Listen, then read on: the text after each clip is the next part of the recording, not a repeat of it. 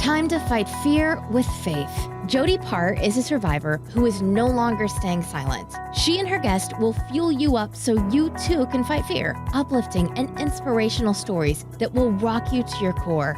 We don't tiptoe around the truth. We steamroll it in a bold way. This is your life, and now is the time to start living it. Get ready for the Faith Over Fear podcast with Jody Paar. Now, welcome Jody Paar to inspire you. Hey everybody, welcome back to Faith Over Fear. I am Jody Paar. So excited that you are here. I have an amazing guest today. I love how God works things out and you meet the people that he wants you to meet. And so today I have Coach Charese with me. She is an entrepreneur. She is amazing. I'm so excited for you guys to hear her story. So I'm going to turn it over to you, Coach Charese. Thank you so much for being here. Oh my gosh, thank you. It's my pleasure. I've been looking forward to this, all weekend, just to sit and kind of chat with you openly about the awesome subject of faith over fear. That's everything. So thank you for having me, and thank you. Hi to all those that are watching or listening.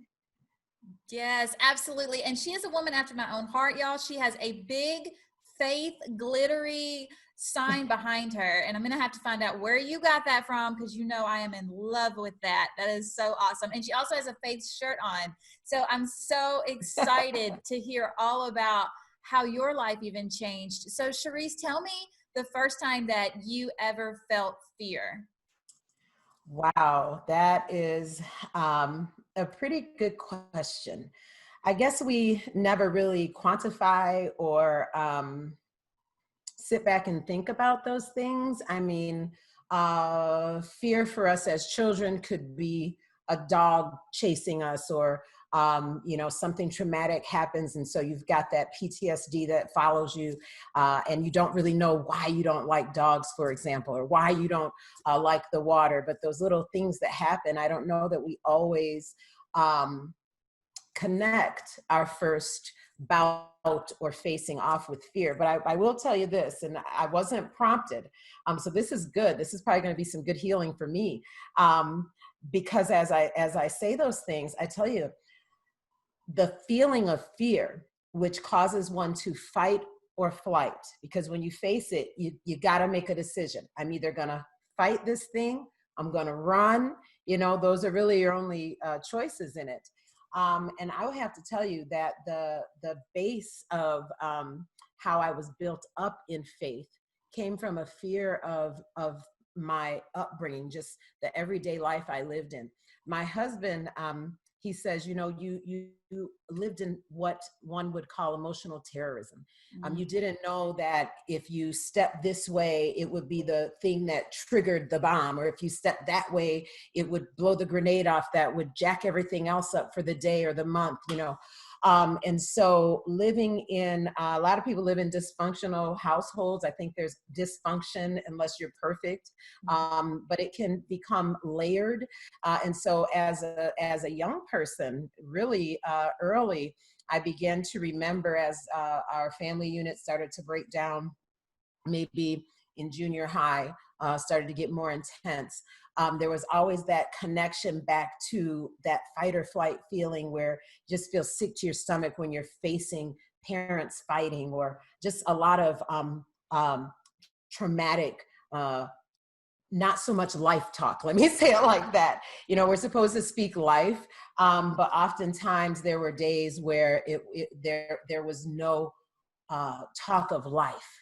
And when you have fear, you have to trump that thing with the talking of life. And so I would have to say that I can really trace back my training, which comes out of fear, to just some of those not so happy times growing up as a kid when the parents were breaking up and things were beginning to break down. Yeah, absolutely. I think back to, and I even talk about it in my first book about my grandma and my grandpa fighting. And you don't realize, but as children, that actually puts fear in you.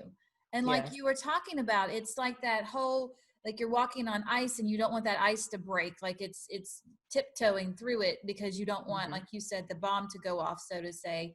So tell us, as far as going through that as a child, how did that affect you as a teenager? Wow. So it's kind of cute now, but I realize why I'm such a prayer warrior. Yeah.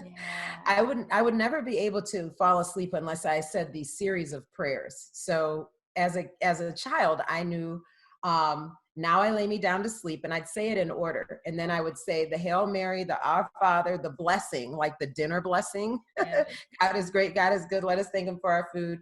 And then I'd say like a general prayer. And I just would have this anxiety, like I couldn't, because oftentimes there was that fighting or different things were going on, even as you would try to rest. And so I think in adolescence, it just taught me how to be strong. It taught me that tomorrow's gonna come. It taught me, that if I push and I work hard, which also you have to have some balance, like we talked about last night. You got to have some balance, because then I started becoming what people would say a workaholic, because I wanted to stay away from the home, and so I would just work 2 and 3 jobs in high school. So I'm hard-headed by nature, and then when you're born again, that can really work in your favor. And Yes. so I think that for me, I just learned early on that uh, you know, you're gonna push through this. It's not gonna last forever. Almost dismayed sometimes by the arguments, and then things would get better, and so you have hope, that it's gonna stay better. And so that keeps you in a false, if this can be a thing, a false faith. So what is that? I mean, faith is that we hope against like against anything that you're looking at. I've got hope that this thing can turn around. But then that fear comes when it looks like it's not turning. So I think that early on, I just really learned to work through each day, and I looked forward to being active and helping others and doing things outside of the home. So it kept me busy, taught me great work ethic, but I was able to squash the fear, because I don't know that you replace it, but squash it by being focused on other things. See, because if you allow fear to draw you in, that's when people get frozen or they're in shock. I was frozen by fear, if you allow that thing to pull you in. So I think that I learned early on the formula of my household. If I can, just be excellent and do the things that I'm supposed to do, if I can make myself productive outside of the home, then I can kind of avoid that thing that was bringing on that base fear, if that makes sense to you. Yeah, absolutely. So I know that you're Coach Charese, and I Mhm. know that you've lost a lot of weight, and I Yes. know that a lot of our listeners battle with their weight. So was there a fear that came with your weight, and when you gained the weight that you felt like maybe this is where I'm stuck, this is what I'm meant to be? Can you speak a little bit about that, or how food was a comfort to you? Yes, yes. So, oh, this is great. I'm gonna definitely be watching this back. um, my weight issue came. Remember what I just said a moment ago, that we face fear and you got to do something with it. Yeah. And so even if you look like you didn't, if it looks like you kind of stepped over it and didn't deal with it, then it comes on in being 155 pounds when you're 8 years old, or, going over 300 pounds. Okay. So at the end of the day, I ended up losing 158 pounds, somewhere in there. But even when we went into quarantine, I had to still face some fears that, oh, you're starting to gain again. And I did, just We like a all lot of us did. in I would just quarantine. like to say that. But I got to face this thing Yeah. that I have evidence that I did it before. See, faith is the evidence, okay, of things Good. hoped for, right? Okay, the manifestation has to come after you get past that. So my fears and my issues, I ate them. I would drive to school in the morning and drive through McDonald's and get a chocolate shake. I could tell you my whole order: the bacon, egg and cheese biscuit, chocolate shake, and a couple of hash browns. Like, this is just before the sun comes up, Right. as a teenager. And so I would be stuffing that stuff that fear had brought upon me, and it actually caused those patterns. And so what I noticed is, when you face those similar things, we have muscle memory, and we have our brain as a muscle, so you have memory, that you really have to face that fear, which, yes, it's always a concern of mine. See, I'm not going to call it a fear, okay, because I'm not scared of it, because I have evidence that I can overcome it, okay? But I have to recognize that fear is kind of, hey, you gained 20 pounds, and you got to snap out of it. Yeah. Woo! Felt that in the Yes. spirit. When somebody's in shock, what does somebody do? They shake them. Or when they're like frozen in fear, you got to slap them, snap out of it, and so sometimes we got to slap ourselves and snap out of it because fear is trying to paralyze you. So that was a loaded answer, but what I'm saying to you is oftentimes the thing we end up having to fight was brought on by the fear. And because we didn't face it and deal with it and sort it, then we stuff it in that way and it just begins to pile on. So I absolutely know that the overindulging and the obesity, and I'm trying to think of the word, the binging. Mm-hmm. The binging was in a direct correlation to fear because it made me feel good. And the definition of fear, which I don't have to tell Jody, but when I was looking into these things, fear is an unpleasant emotion caused by the belief that someone or something is dangerous. It causes pain or it causes a threat. Mm-hmm. Pain is real. A threat is not. And so the threat that you're going to gain it all back is you're miserable, because I believe that weight is not the pounds on the scale. It shows up and manifests that way, but it's other things you're carrying that you haven't sorted through. So absolutely 100%, my fear and all of that was tied into those extra pounds. And I had to face what was the thing that erected this or caused this to happen. And once you can get past the fact and past the fear into the base of what's scaring you, and you solve that, then you've overcome. That is so good. And man, I just want to piggyback on that, because if you think about a plant and you have a plant, and I'm always talking about plants and flowers because I've never really grown anything before. My husband's got me planting flowers. But if you notice that when their leaves start to wither or there's not enough water for them, you can't just treat the leaves. You got to go to the root. Good. And a lot of people don't realize your overeating or your addiction or whatever the fear is that you have in your life, and you're trying to figure out what that is when it's the root. It's going into the root and telling God, okay, this happened to me. I'm giving this to you.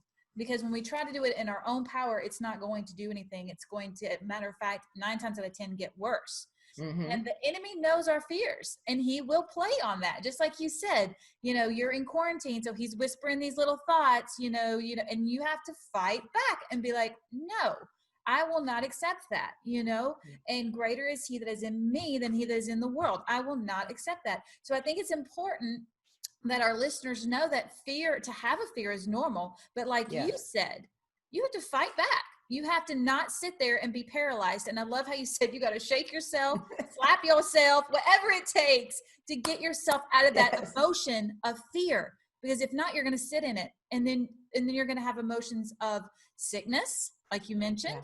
You're going to have emotions of maybe anger, emotions of hopelessness, like so many different feelings if you sit in it. But if you shake yourself and slap yourself out of it, then it's like a freedom feeling of, okay, this isn't even real. I'm letting this take over my mindset, and it's not even real. It's not even in front of me right now. It's not. Not. It isn't. But it is. You have to train yourself. Mm-hmm, definitely. You have to have bulldog faith. Mm-hmm. There was one time. We had this huge deal. And when I say huge, we do real estate. My husband's a broker, so multi-million-dollar sale. So that could feed us for a year. Yeah. And some things were getting a little haywire.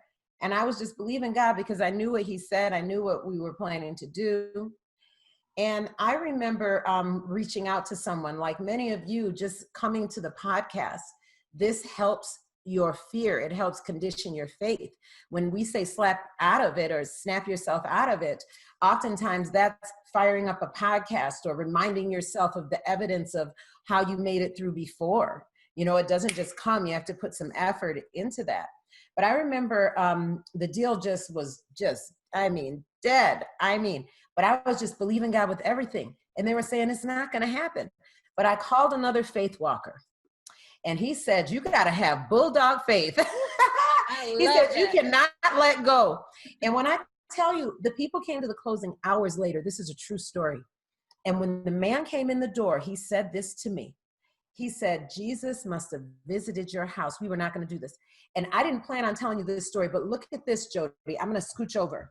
That right there, this is a gift from their house. I liked it. Wow. They gave it to me. I wasn't planning on it. This right here is from their house. It wasn't a gift. I asked for it and then it became a gift. She gave it to me. But I'm just saying that's a reminder. And this is my foyer. I moved the studio because I wanted to be with the faith thing I have here. This is stuck to my wall. You can't get it off. It's not even nailed because this is my foyer. And when we talk about blessed going in and blessed going out, you need to be reminded that you're already blessed when you went out and you're already blessed coming in. But if you don't have the faith for the blessings that were already set in place for you, then you're not going to grab it. That's it. And so you, all in all, at the end of the day, fear is going to come. It is the thing that drives humanity, unfortunately.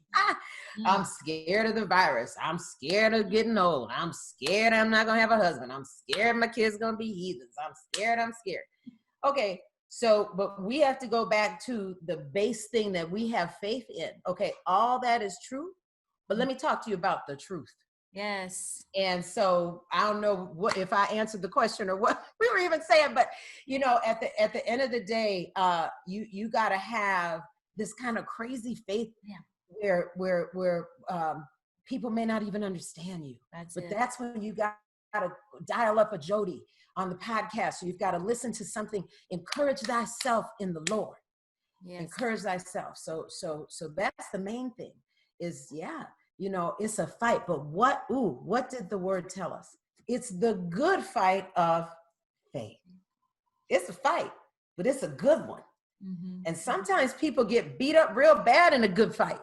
Matter of fact, it's not a good fight if you just come out and knock the person over. We were so mad when Mike Tyson, we paid all the money, remember? And he just came out and just punched the guy. What is this? This isn't a good fight. We need some punching. We might need to stick and move a little bit and dodge some stuff and bob and weave. But a good fight is that good fight of faith. Yeah. And that's the one worth fighting. And I love how you said that, because even with that deal, and now you have something that you can look at and you can see, and it's like God's promise. And I love that couple that bought the house, that they gave you that, because sometimes, guys, we're in faith for something and it looks impossible. I mean, it looks like it's just not going to happen, but he says you just have to have faith as big as a mustard seed. Yeah. So that's just baby faith. That's just a little bit of faith. And the more that you have a little faith, you'll have even more faith, and that will continue to grow. So I have to say something real quick, one more thing on fear, and then we'll switch back. We'll go into the faith side of things. But when you're talking about Mike Tyson, my husband loves Shark Week. So we always watch Shark Week. And Mike Tyson was on Shark Week, guys. And it was a prime example of when fear gets in your head. Because they had him in the cage and they dropped him in, and there was all of these sharks around him, and he was scared. I mean, you know, who wouldn't be? But they were like, the sharks won't even bite. These kinds of sharks, they're nurse sharks. Like, they don't even worry about biting you. But the fear had overcome him. But once he faced that fear, then they took him into another challenge. And by the end of this, he is standing without a cage and literally knocking sharks off with his hand as they taught him to. Wow. So a lot of times, guys, we fear the thing that we just have to push to the side, that we don't even realize it's not even real. And that's what he said. He said, I was so afraid, but I had to conquer that fear. He said, I had to move past that fear to know that I could go down there with those sharks without anything on me. And so that really spoke to me. I mean, I was watching and I was like, wow, because something in your life may be that strong fear that is sitting there, and God's saying to you, hey, if you overcome this, then I'm going to show you through faith what I can do. But if you sit paralyzed, like if he would have just sat paralyzed in that cage and not moved past his fears, then he would have never got the experience of a lifetime to actually putting a shark to sleep. He actually put a shark to sleep. So it was amazing to see that. And I know that was a little bit off topic, but I had to No, that is totally on topic. It is. I guess it is on topic. Because it just spoke to me, and I was like, yeah, wow. You know, God uses so many different circumstances and ways that he shows that you can have the faith over the fear. So let's switch to the faith side. Charese, you're doing so much, and I want you to just tell our listeners and those watching what all God has you doing. It's amazing. You're an amazing woman of God, and you're helping and impacting so many lives. So I'm going to turn it over to you to kind of let everybody know what that is. Okay, well, I'm going to segue with this. The different processes he had to go through to get to the point of putting the shark to sleep, from the point of thinking the shark was going to eat him. Yes. That's faith to faith. What goes in between that? Glory to glory. So it's your faith that jumps you to that next level of glory, right? Yes. But I am a build it and they will come, speak it and believe it kind of person. To give you an example, this morning I was talking to someone, and they're more on the corporate side. On the entrepreneurial side, it's a complete faith walk, period. It just truly is, because you've got a vision and then you're working to see it come to pass. So my first vision, when we opened our chain of beauty salons, it was just an idea. And I went to the SBA for a loan, and I had to put down my vision and my goals. And when I tell you, looking back 20 some years, we completely superseded and blew that first vision plan out of the water. But that business plan for where I was, that's what I could believe God for. But as he then began to show me what he would do if I would just be obedient in the steps, you know, and so I'm a seasoned, like I'm a veteran faith walker. You know, but it wasn't always that way. Right. And it doesn't mean that you don't get a little nervous, or fear doesn't try to poke you. Sure. But everything has been out of faith. I have to tell you, this may just sound supernatural. That's because it is. But I went to Michigan State for broadcast journalism. In high school, they voted me to be the next Oprah, or, you know, and that was the track I was on. Wow. But as I was making money in school, I realized I was making a good amount of money doing nails. And so we opened up a salon, and we had a nail salon. We had like 10 nail techs, and then one thing led to another. And my hairstylist came because she ran into a little glitch where she was. And I said, oh, I mean, this is how I operate. Oh, we'll add hair. So now I've got a hair and a nail salon. Now we're operating out of the faith, visionaries, doing something no one had done. So we started sweet salons. Now you see them all the time. But I'm 25 years having the first sweet salons in the Detroit area. And so, but all of it came out of vision.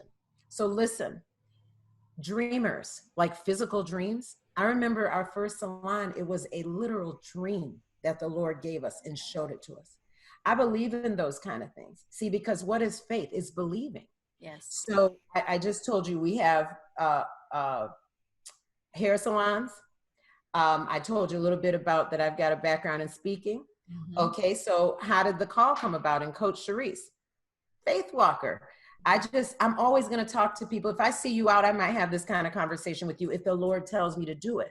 But it's been the faith of, okay, God, I didn't say what you said. And then I see the outcome to teach me, no, when I speak, you know, that's my voice. I need you to say it. And I'll give you more assignments because you had the faith that was me speaking to you, and you followed through on your faith. We bless this person today. Now I'm going to give you another assignment. So it may seem like it looks easy, but this is, you know, a faith walk. Okay. And so I feel like God is always speaking, and I got to give credit to my mother right here, because in spite of it all, we have a very extraordinary life. My father ended up in the NFL Hall of Fame. I have 9 brothers and sisters, and then 2 I met later. Wow. And I, you know, I lost a sister around this time 5 years ago, right before I lost my dad to cancer. I lost her to drug overdose.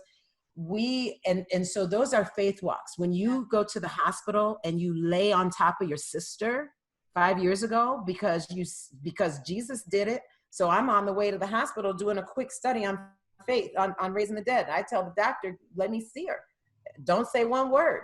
That takes bulldog kind of crazy little off faith. But when you have faith, it's not natural, it's supernatural. You're believing something for that you cannot see. Exactly. And so we got you can't roll like the natural because we're believing in supernatural. Yes. So it's been that my mom, she always would believe God for stuff. When we needed something, or she would believe God for favor, not a favor, but favor, Yes. and get into supernatural deals with housing, or and so I've seen my mom operate in that, and I think at an early age she instilled that, and I just believed early. And so as I got older, I could believe for that deal and not let it go. Because shoot, if God could turn a whole city for one person, yeah, if compassion raises the dead, if he cares about what we care about, the question is, do you really care about what you're saying you have faith for? Do you see what I mean? I do. And then can you be okay if it doesn't go that way? Because you still got faith that God's going to bring it through. Yes. So if we have faith in him that he's going to do it for us, then we have to be okay if he does it in a different way. And it's so cool to wait on him, because I've just learned that he's going to do it anyway. Mm-hmm. And it's so cool to just wait on him and see how he does it. So my whole life, this house I sit in was on faith. We wanted to move. Right. Yep. And we're like, how can we do it? We can't really qualify. True story. People come here and they're in awe, and see, because God trusts me to tell them this is a God move. Yeah. Everything I asked the people to do, they did for me. And so he's always talking to you. Yeah. When we started our nonprofit, Detroit Has Heart, it was called Family to Family. All of us saw the images of Hurricane Katrina, the damage that had been done, the families that were, displaced. And there was an image, and the Holy Spirit hit me this night. I saw an image on CNN with two parents, and they had a boy and a girl with them. The little girl and little boy had backpacks, Dora the Explorer, Spider-Man, I'll never forget. And they were wading in the water. The water was so high, it was covering the backpacks almost. And something just shot inside of me and told me, you got to help the people, the people. You got to help the people. Okay, God, that's a great idea. How do you perceive that we're going to have this happen with everything else I have going on? But when you really are trusting God, which is also faith, people, like number one, it requires faith to trust in him. Good. And so when you're doing that and you say, okay, God, I trust you. It's like, okay, I'm going to jump off this bridge, and I trust that the water's still going to be in the lake when I get down there. You just trust I'm going to sit in this chair, and I trust these legs are going to hold me up. When you trust in the Lord and lean not to your own understandings, then you got to do this part. Acknowledge him in all your ways of what he just dropped in your lap. You have no idea how you're going to do it. Mm-hmm. And then he will direct your path. So there's like several pieces in that. First, we're going to trust him. Then we're going to lean on him and not on our own understanding. We're going to acknowledge him like, hey, God, you said you're going to do this. I'm going to need some direction. And he will what? Direct your path. Yes. And so I feel very fortunate that I get faith, that I was introduced to it early, and that God did something supernatural in my life. But the trade-off is this. You got to run and tell it. So good. You don't just have people step in your home and be in awe and say, oh, I did this with my own account. No, that's not how that happened. Yeah. You have the faith to believe God for that. And then even once you get there, we all learned that it only takes a virus, a day, a change of the wind blowing, and we could all be in unemployment. Mm-hmm. Yep. We can all have shifted as we have. This quarantine, this thing right here, this is a faith walk. It is. So again, you pull on me. I enjoy talking to you. And so I end up all around. Oh, I love it. Yeah. I love it. We bounce off each other. And I love that, because we do have so many similarities. And it's important, because I can tell somebody my story, even about my own house, and how God, when people come here and they're same thing, I'm like, this is all God. Like, this is not me at all. And yet you can say the same thing. So when it's in numbers and it's more than just one person saying it, sometimes it's easier for people to believe it, because Yeah. each one of us gives our testimony of where God, came forward and completely blew our minds, and we went through major trials before that happened. And that's why when we go through times, and I love that you just spoke on all of that, because that's actually what my Wednesday word is about this week, is Wow. not on your own understanding. So as you were talking, I was getting chill bumps, because I was like, God is speaking to that so strongly to me right now, because Yeah. there are times that we don't understand, or we pray for something and it doesn't turn out the way that we want it to. And we have to know his plan is so much bigger than ours. It is. So thank you. Thank you for saying that. Well, I hate we're out of time, but we are. So Coach Charese, I just love you so much. I thank you so much for being here and sharing your story. And yes, so tell everybody listening, which we'll go ahead and we're going to drop all links below as well, but just tell people how they can reach out to you and how they can find you and how they can follow you. Okay, sure. So if you'd like more information about Detroit Has Heart, it is Detroit Has Heart, but we help all over. We provide emergency needs for emergency relief. With the pandemic, we can't receive and give, so we shifted and we help with PPE. We've been to nursing homes, we've been to unions, just helping the general workers. So if you want to know more about how to help, you can go to DetroitHasHeart.org, or you can join Team 15. So you could go to jointeam15.org if you want to become one of our partners. And then on Facebook, if you follow Coach Charese, which is more for the fitness piece, but where I really would like you to join me is The Call, CALL, caring about the lives of ladies. So The Call, you first have to friend me, or Jody can let you in, but if you friend Charese Sailor, Sailor, then we can get you into The Call, or if you request to join The Call, we can get you in there. It's a more intimate group where we encourage women to go get your life, the life God intended, and have the faith for that very life that God intended for you to bubble up in you and respond to it. So go get your life with Coach Charese. Join us on The Call, or DetroitHasHeart.org. Awesome. Thank you so much, Charese. Thanks so much for listening and watching. I am Jody Paar. You can find me online, JodyPaar. Also, you can learn more about me at jodypar.com. I appreciate you guys watching. I pray this just spoke to your spirit and got you all excited to have faith over fear. Yes. Thanks, guys. Faith over fear. Bye.